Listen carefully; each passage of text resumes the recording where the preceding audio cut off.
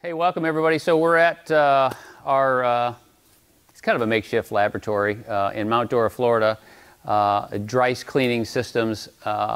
We got a pretty special project here that we're excited about. Matt Morman's E36 Obsessive Garage project. And this car came to us through Tommy F. Yeah. He contacted me a few months ago because we consult and show people how to set up the dry ice equipment to clean cars, which has been around for maybe 15 years technically for cars. And it's just been a little bit behind the curtain, no theater anywhere that you could find. And so when Tommy found out about us, we decided to go ahead and clean his Skyline. So in that process, he had Matt do the surface of the Skyline, the top sides. And so Matt decided, hey, let's do the E36. So what we're going to do is kind of an extended exposure and just totally lift the veil on dry ice cleaning as it pertains to cars and motorized vehicles. And that's a space that I've spent, I mean, I've been a gearhead since I was 6, but in the business for 40 years. So I don't want to think about all the times that I, and you probably did too, worked at trying to make something really presentable for my own gratification or because I was going to sell it and I want to make it look nice. So the idea for the benefit of Matt is to take this car to another level like he does in so many ways on the top side, interiors. We're going to go crazy on the underside. And in the process, we're going to describe the equipment. We're going to talk about the fails and the wins that I've had. I've done about 75 cars in the last 2 years. And we'll talk about why that is just now evolving. It is pretty strange that we're all just kind of figuring this out, that we could do this high-level detail on really tough things to clean without abrasion or touching it and not using water.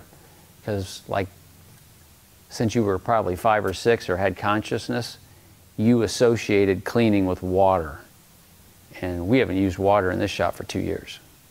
So really stoked to get this thing up in the air and kind of go through it and show you some of the things that are danger points, because we don't want to ruin anything. And I know Matt's going to replace a lot of parts. I'm still going to clean them because I got the same disease he has. And we're just gonna have a lot of fun, and we want you to come along with us. And it's gonna be an eye-opener. You're gonna be like, finally someone explains how this actually works and what to do. And hey, if you want to clean your car or have it cleaned or get in the business, you're gonna know enough. By the time we're done, you're gonna get it. So we're gonna jump right in. First thing I really want to do is to get the car on the lift and explain a little bit about that. So yeah, just follow us all the way through the process. Don't give up on us. You know, I might be a little boring and lame here or there, but just hang in there and I'll try to keep working, and I'll offset my, as somebody's already commented on one of Tommy's video, the dry ice dude has got a weird vibe. Okay, so what? All right, so I have gotten some criticism. We've set up about 20 guys in the business so far in the last 2 years. I've gotten some criticism about my lift, and we're gonna go ahead and get the car in the lift, but I want to explain something real briefly to you. This lift is an asymmetrical lift, so as you see when I get the car up, an asymmetrical lift will position the car further back on the uprights, and this is an extra wide lift and extra high because I got to get under it. And so the width and the moving the car back on the lift gives me the ability to open the doors and not put dents in them and clean the jams while I'm doing the job. So it's a little bit of an eccentric overkill, but it's cool for me. And so as I created all this as a makeshift setup, you're gonna laugh at a few things like, how come this lift isn't hardwired? Well, because I sold this building and we're moving to another place, and like, well, I just use this drop cord. And so that's why you see me plugging my lift in, which probably nobody else does. And yes, it is 220. And yes, I do have a plug for 220 to plug it in. So we already took the time to position the car where it needs to be. Everybody makes fun of me because I do stuff so manually. I don't have an impact gun. Matt's going to kill me for that. But I like to do stuff manually. I'm sorry, Matt. I don't like this tire shine stuff. I'm a dry tire guy. I like to clean with the dry ice the tires so they're perfectly dry. Okay, we're coming up.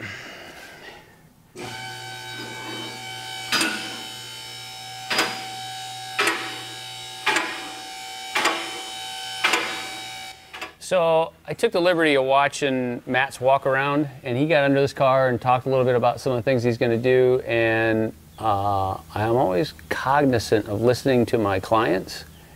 And I picked up on he's not really jacked up about this factory paper sticker. Everybody's got their own thing, and being respectful to what they want is important. So, some of these things that we spend an insane amount of time trying to preserve and protect, like, little ink mark or a factory sticker or something like that, that's not the kind of owner that Matt is. And a lot of the stuff he's going to replace and customize to some degree. So I don't have to, it's a little easier for me. It saves the client money if you're doing work for him because you don't have to protect all that stuff. But what I see under here is going to be awesome. I mean, we're going to see some before and after stuff, and you're going to experience the full force of what we call Dryce. We trademarked Dryce, D-R-Y-C-E, as it pertains to cleaning cars. And one of my favorites, I was like freaked out a little bit because he took the wheels off the other day and he took them outside to clean them. I'm like, dude, it's like, what are you cleaning the wheels for? That's my thing. That's one of my favorite things to show people. But the good news is I heard him say they're going to take the wheel weights off, which they did. But guess what's left? Guess what's still there on the wheel weights? The adhesive. Like you have probably tried to take adhesive off the wheels. We're going to blow that stuff off like butter, which is fun. All of this plastic stuff is really kind of fun to do, but also dangerous because, plastic has a code on it, and it's different compositions even on the same car. So you do have to be a little careful and trial what happens on your settings and your distance and your motion to make sure that you're not giving the plastic a different texture. And that can happen. Sometimes you can use it to your advantage in your favor, which I have done. But what I'm saying is, it's not a magic wand. It's not flawless and perfect. You can screw stuff up. That's the whole purpose of what we've done in the last couple years, is to try to minimize the risk of using those old industrial machines that have too aggressive of a application. The dry ice is non-abrasive, but at a certain level of a soft item, like the kiss of death is foam. Like this thing will eat foam instantaneously. So we got to be careful with foam. If the customer is concerned about stickers, we got to be careful about stickers. We got to watch, a lot of the things that you typically wouldn't have to worry about, you got to watch out for and be careful. And then once you've done some cars, you know what to watch out for and how to minimize the risk.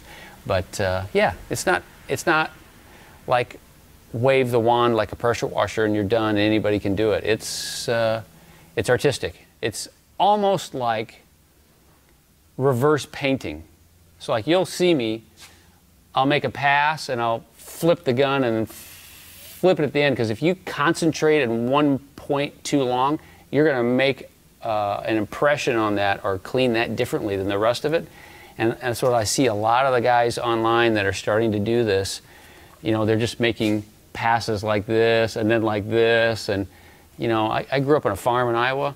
You don't plant corn rows dissimilar angles. You got to have a flow. You don't paint a car by going this way, this way, this way.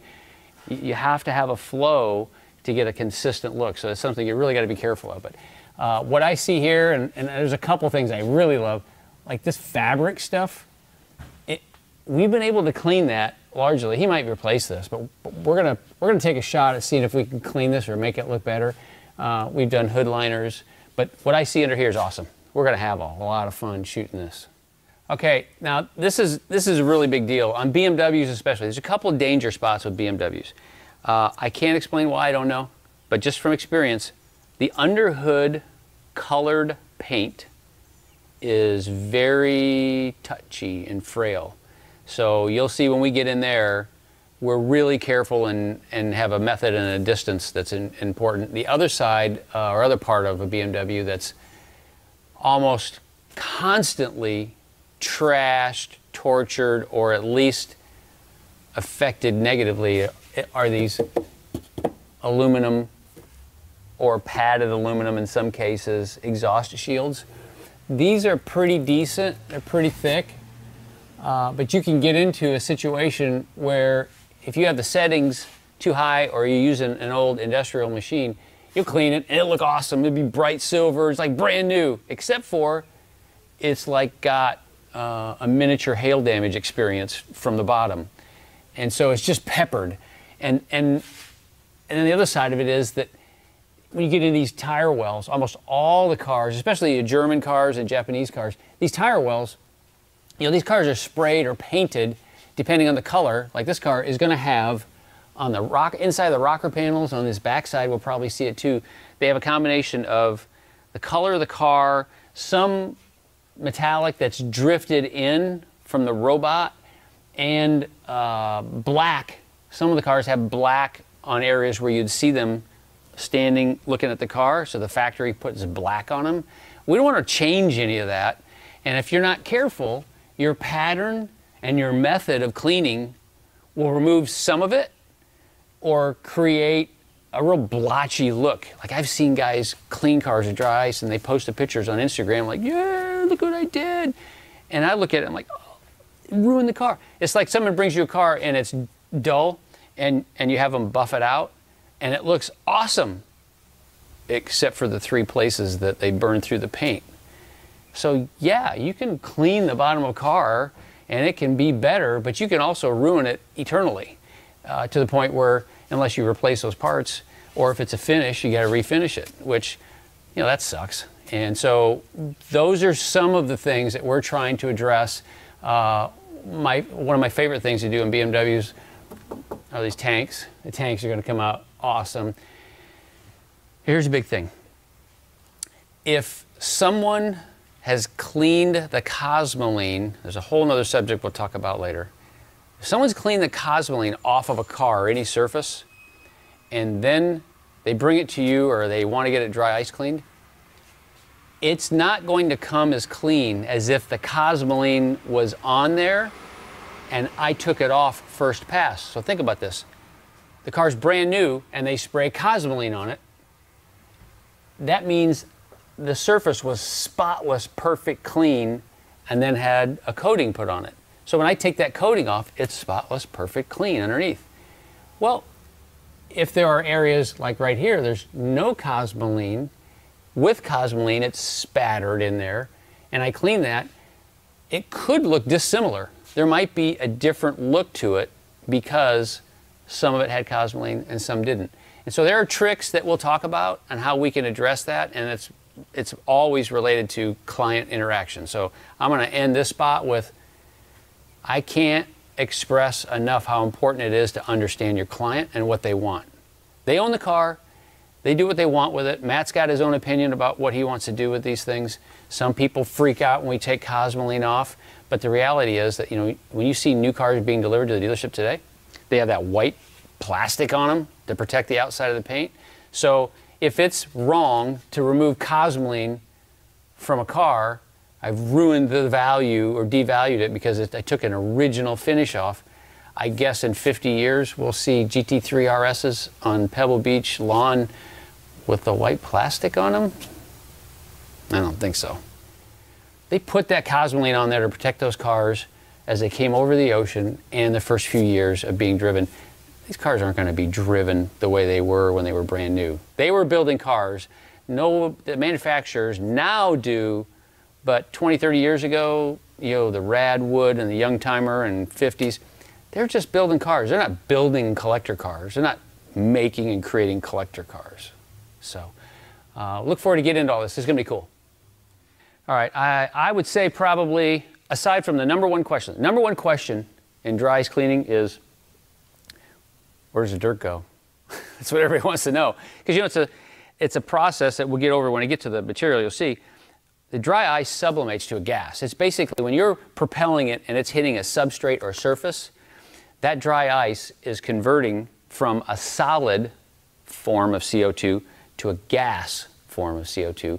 So there's, even though the word ice is in the name, there's no moisture, there's no water. The only water issue we have is potentially right there, in these crazy compressors. So people want to know, what does it really cost? You know, how do you set the system up?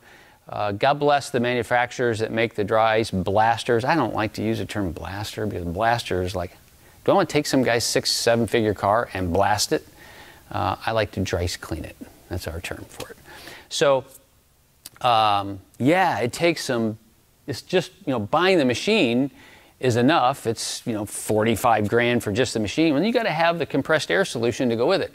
So when I bought my machine, when they first came out with that particular unit, nobody really knows. So no offense to the machine manufacturers, but they usually go to an industrial plant to demonstrate the machine. They plug it into an airline that some guy in the back corner is responsible for some 300 horsepower compressor, and they just go to town demoing the machine. So they don't really have that much experience with what you need to actually do this work, compressing the air. So I learned a lot of 5-figure, you know, $20,000, $30,000 lessons in this process. It took me about 6 months to get it halfway right. So this is like an abomination. The next generation when we move, which is really cool because we sold this building, and July 1st we got some cool news coming out, some collaboration stuff that you're gonna like. So this is like got me by for 2 years, but it's like the wrong way to go. So let's talk about the fail of it all. So this space I've had for 16 years, single phase power. You can't get a US compressor company to make a 40 or 30 horse compressor that's single phase because they're really inefficient and bad. And I didn't want to, because I knew I sold the building, I didn't want to run 3-phase and spend 10 grand to get 3-phase power here knowing I'm leaving. So the only company is this not to be purchased, not advised to buy compressor made in China that's 30 horsepower, 220 volt, but single phase. I was not really thrilled with it when I got it, but it works. So the bottom line is you cannot do this work at the highest level without a 40 horse compressor. Don't kid yourself that a 25 or 30 will get you by. And if you're selling a dry ice machine, you're a salesperson, is it in your best interest to convince someone that they need a big compressor or a little compressor? Well, the reality is you got to have 40 horsepower. And here's why. So this is our compressor. So let's just presume I did the right thing. I didn't learn the hard way. Let's say this is a 40 horse compressor. So coming out of the compressor, I got a 1-inch line. All the compressed air guys say, yeah, that's plenty. Yeah, that's no problem. Well, it's not. It needs to be bigger because, you know, volume is critical. And if you don't have a big enough hose, I don't care if you have a 100 horse compressor here, if you got a small hose, you can't get the volume to the end of the run here. So first tank we call a wet tank. So this is first line of defense for moisture. When you're pulling in ambient air and compressing it, it gets hot, and as it leaves the compressor, it condenses just like a glass of iced tea. And so, nice. So now we have condensation, all your compressors, you deal with this. So we have a drain down here, and I got this makeshift homemade container where I crack the valve and let the water, you know, they have these awesome little solenoid deals that I could have put on the bottom, but I told you it's a makeshift. Matt will go crazy. He won't like this part at all, but this is just, you know, I was getting by. In my farm days in Iowa, we call this the Rube Goldberg setup. All right, so this is my first line of defense, filtering the oil out of the air.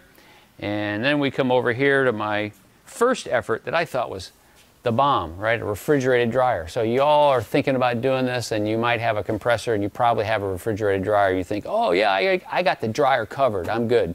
Well, you don't, and here's why.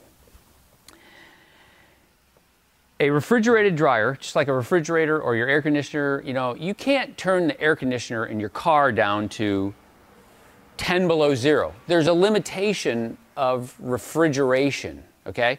So a 35-year compressed air guy, after I learned a crap load about this, told me that 74 degrees Fahrenheit, 44% relative humidity is the highest points that a refrigerated dryer can be relied upon to get all of the moisture out of that compressed air. This is Florida, Central Florida. How many days, not today, how many days is it 74 degrees or lower, 44% humidity or lower? Maybe 10. So that was a fail. This is a $4,000 fail. But this is only a $4,000 fail after I bought the sister US air compressor refrigerated dryer that came that had the Freon line cut, brand new. So hey, you got to replace this, guys. So they sent me another one, and it was cut. So I said, forget that, bought this. So I'm going to town. I got my new dryer. Like, I'm excited, you know. No longer am I going to have water flying out of the end of the nozzle like I was dealing with initially. And that's critical, and you'll find out why in a little bit.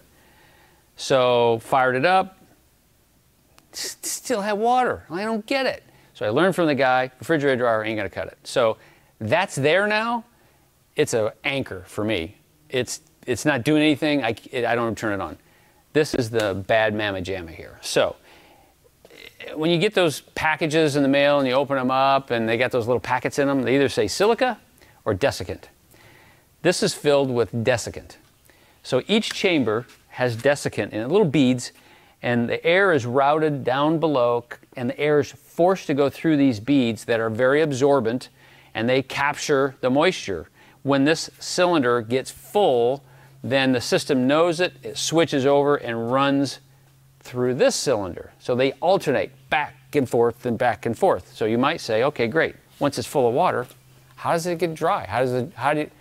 If you come back to it, it's still wet. No, because it takes a little bit of compressed air and dries this cylinder out. So while this is being used for my work, this is being dried. So what does that mean? Well, that means you're stealing a little compressed air volume from your system. That's why you have to have a 40-horse compressor. You got to have excess, just like on, you know, flywheel horsepower versus rear wheel horsepower. There's a difference. So you got to have extra. So now we've got filters on this system, and then we come to the dry tank. Two purposes here. A dry tank, actually three, is a way to always confirm and check that you don't have any moisture in your system. There should never be water coming out of the bottom of this tank, ever. Surge. When I pull the trigger on that machine and it's set at 120 psi and high volume, it's going to pull a massive amount of air from this space. Instead of, if I didn't have this, it would pull it from one of these chambers and it would disrupt the desiccant constantly. And it's not good for the desiccant dryer. So this is a protection piece to not mess up the desiccant dryer. And then lastly, we have a valve to regulate specifically the pressure that we want, because we don't want more in this particular machine. We don't want more than 125 psi going into this machine. All right, so now, if we've done everything right, we've got 125 or more CFM, cubic feet per minute, and we have up to 125 psi, and it is so dry that, well, you'll see, because we'll have some ambient moisture issues, and you'll see that, and I'll shut the dry ice off, and you'll see how fast this thing dries. Like a leaf blower or that stuff you can buy to blow your car off after you wash it, it doesn't hold a candle to the volume of air that we have that's super dry and will dry off the surface you need. So now let's get into the beast. So this particular machine is kind of a legend already in 2 years. It is a PCS 60 in that it's particle control system. So We put 60 pounds of dry ice in here. So here's the hopper, and you can see this little feeder wheel. Once the dry ice goes down into this bin and that feeder wheel feeds it to the cutter, you can choose the size of particle that you want to shoot on the car, and you're going to find out why that's so critical. So having the ability, at minimum, to have a 0.3, 4, or 5 size particle, or a 2.5 or 3 size particle, they're used in different ways. They have different risks and benefits. And that was the part that got me over the hump to get into this business after watching it for 13 years. So that's the beast. This is the 45 plus or minus thousand, depending on who you talk to, $45,000 beast. Now, we put a packing blanket in here. When you get this 500 pounds of dry ice, it comes with 2 pieces of cardboard on top, and then they put this blue liner in it.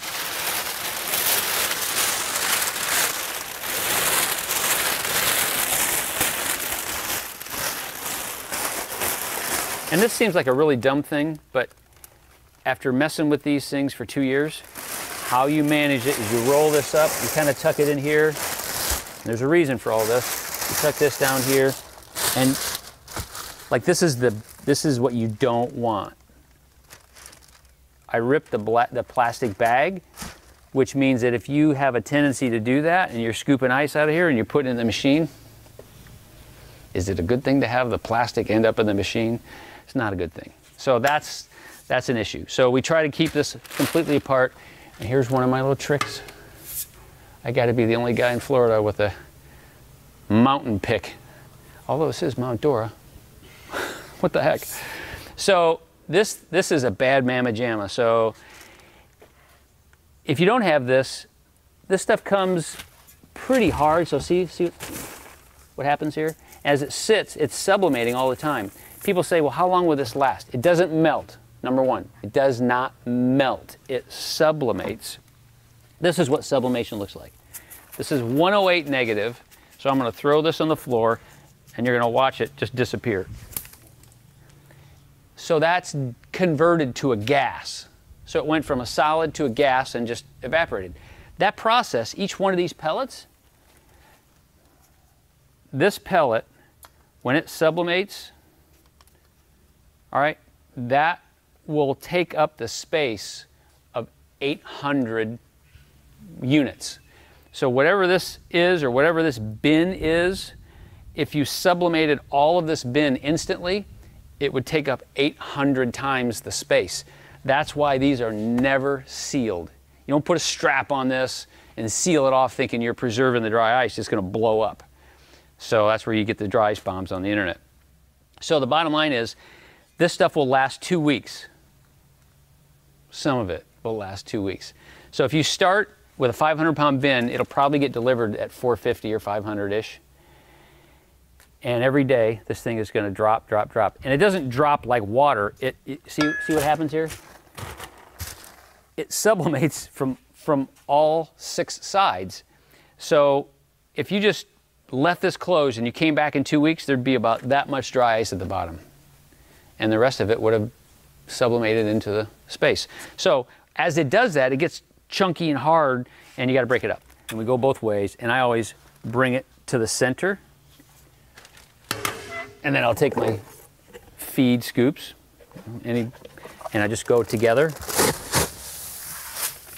And I got my bins ready, so I can start filling the bin. This is a very efficient and best way to do it. Now, once you're done and you've got your hopper filled, just fold this in. So this is 500 pounds, it's on wheels. We use air gas. We recommend everybody use air gas. We have a relationship with them. We can help you with that. But the bottom line is that 500 pounds, people say, how much dry ice does it take to do a car? Well, how much soap do you use? Versus how much soap do I use? Versus how much soap somebody else uses. Hey, everybody's going to do it differently. And you know, I might go through a whole bin to do the same place that you use a half a bin. Maybe mine looks better, maybe it looks worse. I can't say. But the reality is that it's just as unique as everything else in life.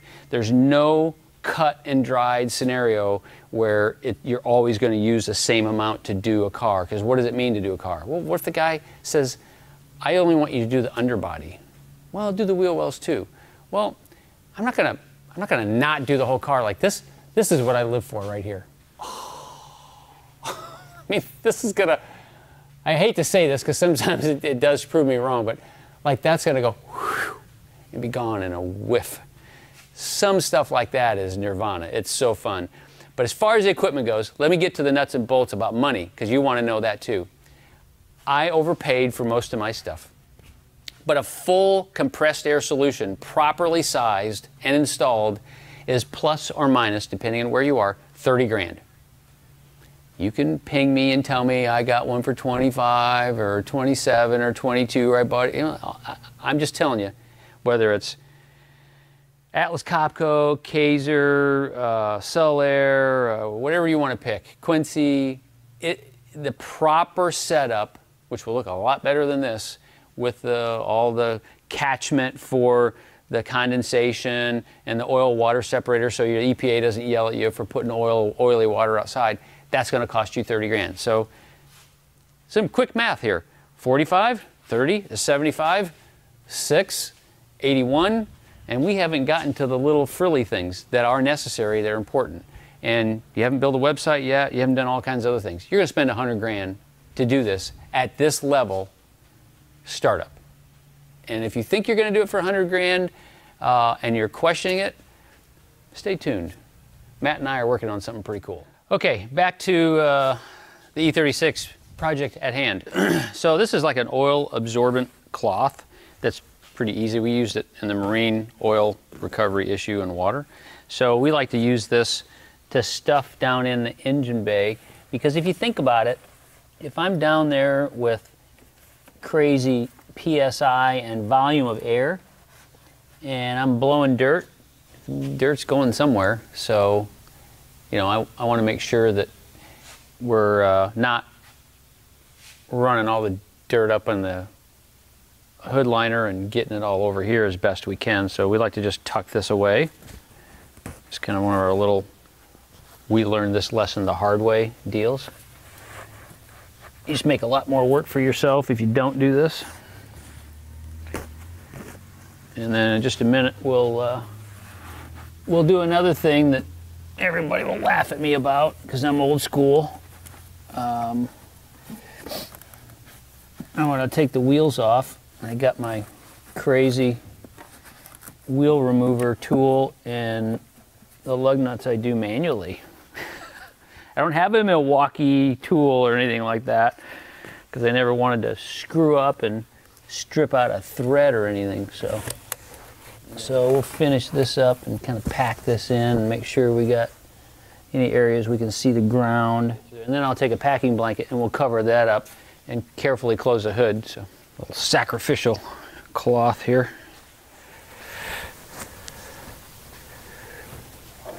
Down, make sure we're not in any trouble here. Okay, there we go. All right, so here I am, old school.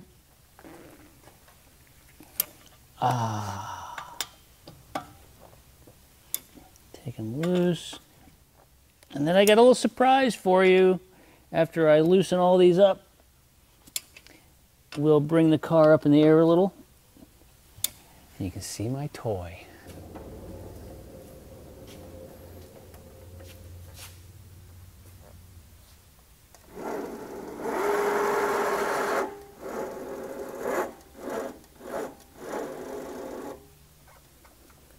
It's so nice to not have to worry about where the wheel's going. And I'm not going to drop it. And I got a place to put my lug nuts or my studs. And my back is not broke. Just come up a little more. Oh, is that nice? Oh, it's so nice. Got a little thing on there. Drop this down. It feels a little unfair, actually.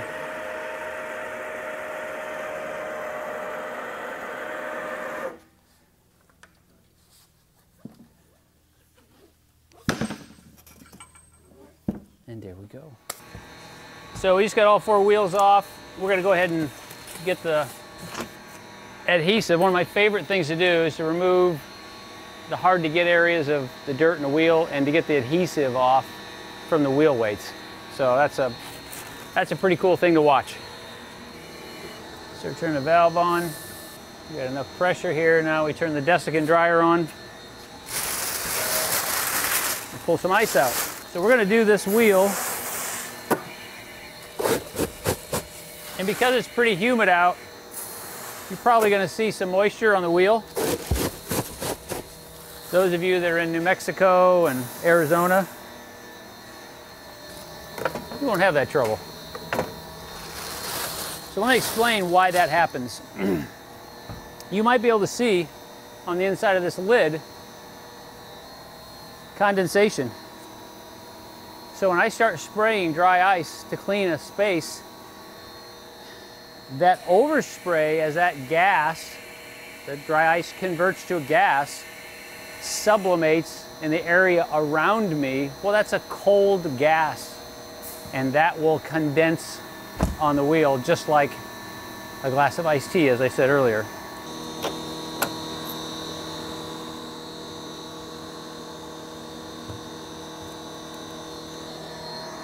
So there's two kinds of guns. This particular machine has, I'll shut the light off, a precision gun, and then we have a larger production gun. What's going to happen first is the condensation is going to come out from the last time I used the gun. Just running everywhere. So that's because the cold air, when I stop using it, condenses inside the hose. So we just keep running this out until it's not dripping and we have that dry air.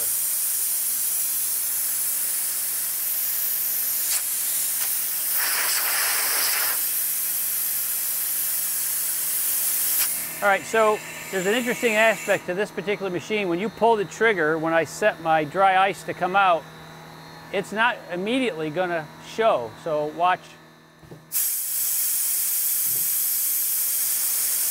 There it came out. So when I let off, it doesn't actually stop when I let off the trigger because it's got to purge the line first. You don't want that dry ice to sit in the line so that when you pull the trigger again, it's all jammed up in there. So you got to allow for that. So if you're working in an area and you let go of the trigger and you don't pay attention to where your gun is, that can be dangerous. So we're going to go ahead and do this wheel now and take this adhesive off. All right, so here's the nemesis. It's the adhesive on the wheel. So let's see what we got here.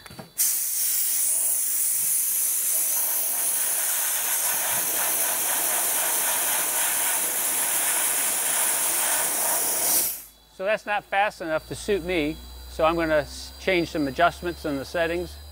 All right, here we go.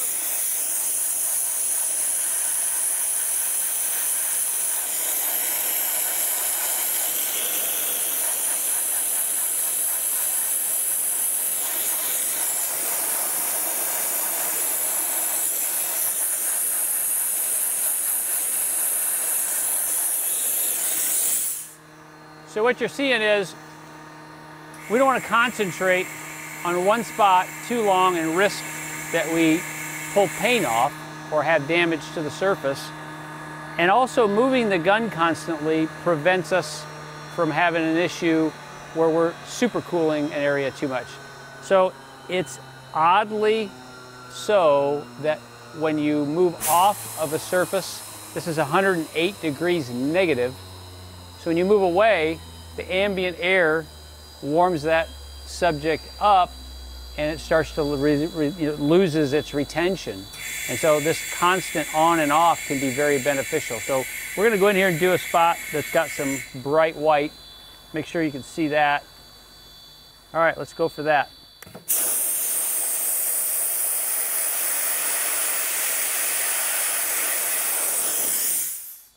So you see that one a little easier. That's when someone says, hey, how long do you think it'll take to clean my car?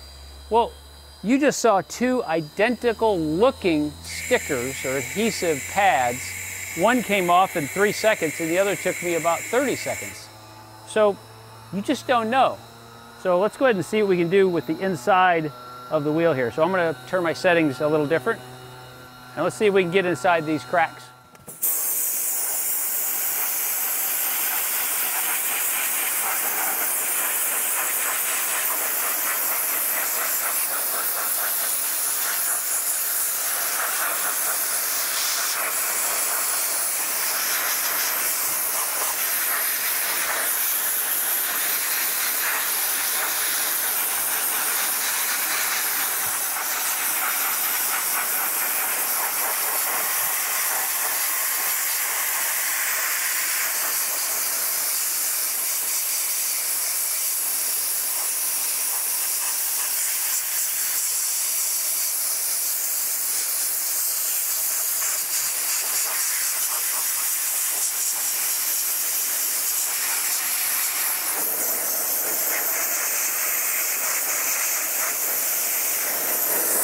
So there's some spots on this wheel after the guys cleaned them, like on the cracks and the deep crevices. So this is what, I was kind of hoping they wouldn't clean the wheels when they brought them, but I get it.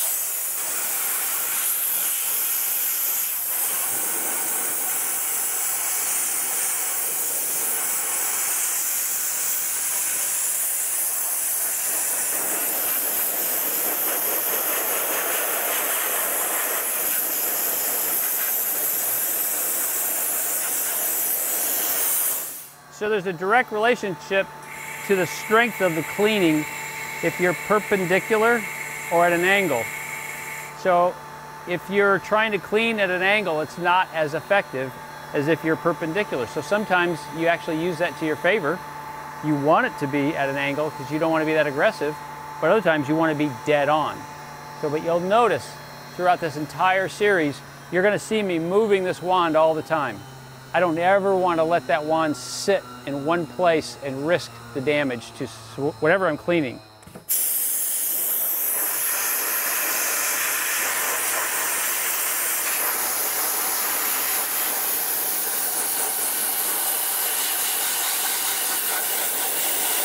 All right, so I'm going to turn this wheel, take me just a minute, and then there's a spot of adhesive next to a brand new wheel weight.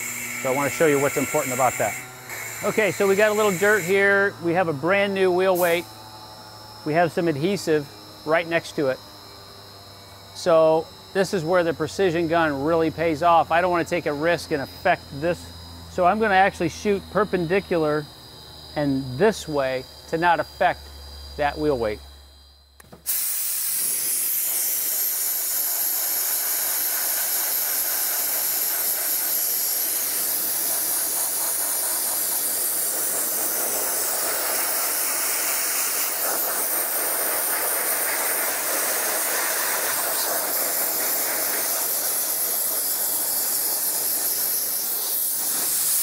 So this is just me being obsessive. I'm a dry tire guy, and I couldn't resist cleaning the little bit of grease from mounting the tire on the wheel off and trying to give the tire a consistent rubber, brand new rubber look. So what we would typically do now is we'll take a little cleaner of your choice and a white eraser and just do a wipe down very lightly with a white eraser to get any film. It's like if it had cosmoline on it, like I had said previously, and the cosmoline was put on brand new, you take the cosmoline off, it's clean, perfectly clean underneath. If there's dirt on, like if you got this wheel dirty and then I cleaned it, it'd still have a little film, like when you pressure wash your chrome wheels. They're clean, but until you actually touch the wheel physically and get that final film off, we have to do that too. So I'm gonna go ahead and turn this around and take a look at the front side and see if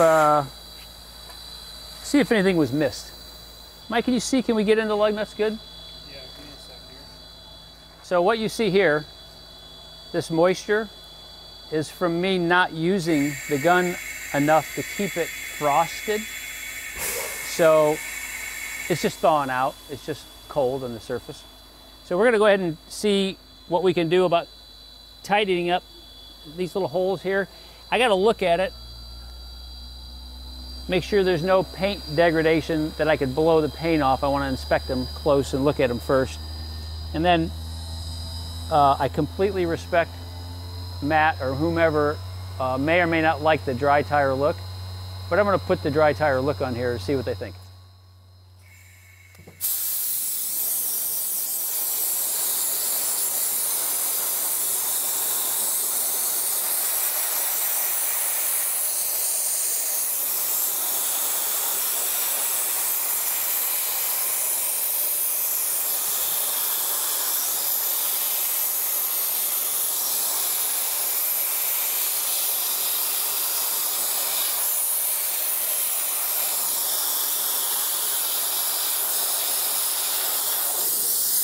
All right, so I don't want to go all CSI Mount Dora on you. You know when they see a series of gunshots that they're trying to track the trajectory of, they'll put a stick, you know, from whatever angle the gunshot came from. If you're trying to clean something on all surfaces, you got to move this gun around. You can't just point it straight and expect that it's going to work. So that's why you'll see me some odd gestures, and that's why a small gun is my preferred tool. The bigger the gun, the bigger the hose, the harder it is to manipulate everything and get those angles to get that dirt. One of my favorite things is, like you wash a wheel, you spray it, you foam it, you wash it, and you blow it, and you wipe it down, and you're like, oh, I missed a spot. When we miss a spot, we go like this. Oh, I missed a spot. And we're done. There's no water spots, we don't clean anything up, there's no big deal. It's pretty fun. All right, let's crank this up and do some tire work. So in this particular machine, we have 3 things that we can control, and virtually all dry ice machines have 2. This particular machine has 3. We have size of particle, volume of dry ice, pounds per minute, and pressure of the air. So those are the 3 things that I manipulate.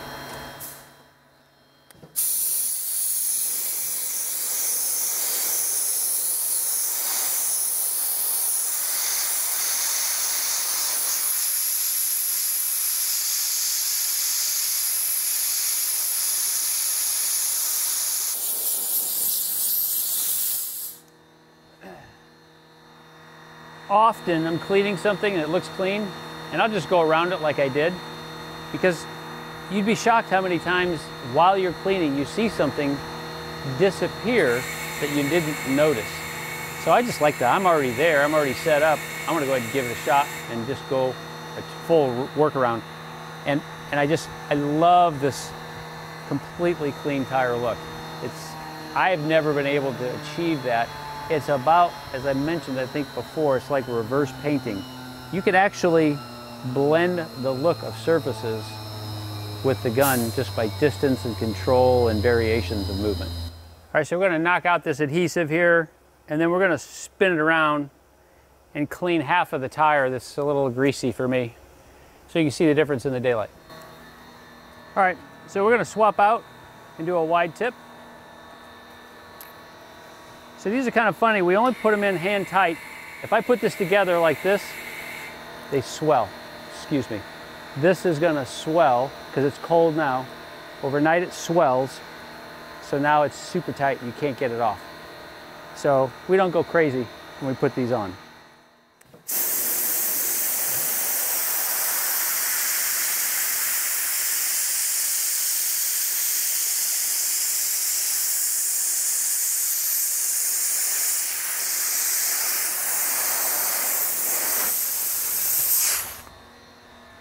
So I love that dry look versus the sort of blotchy, greasy look. It's scary satisfying. You know, to get all that dirt in out of those weird places like that, it's just the best. I don't know how else to explain it. It's a really fun thing to do. All right, so we hope we've teased you enough. I apologize. I want you to give me all the criticism you want. to what you want to see next time. We're going to get into some really cool stuff. Pardon the pun. It's like you always use that term, cool. So you're going to see some amazing transformations. You've seen some interesting things. You've learned a little bit about the system, and maybe some of that stuff was like, I don't really care. I just want to see it work. You're going to see it. We're going to do some really, really interesting stuff, wheel wells, underbody in the next few days. So please tune back in. I can't wait to show you how we're going to transform this car. It's going to be awesome. You're really going to like it, and we're only going to get better at it. So tell your friends. Let people know that this is the only place. There's other people doing this, but they're not going to tell you how to do it. We're going to tell you how to do it. We're going to educate you, and we're going to entertain you, I hope.